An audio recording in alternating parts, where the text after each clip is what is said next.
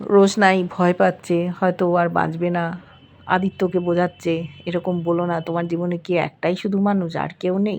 এদিকে আরণ্যক লড়াই করে যাচ্ছে।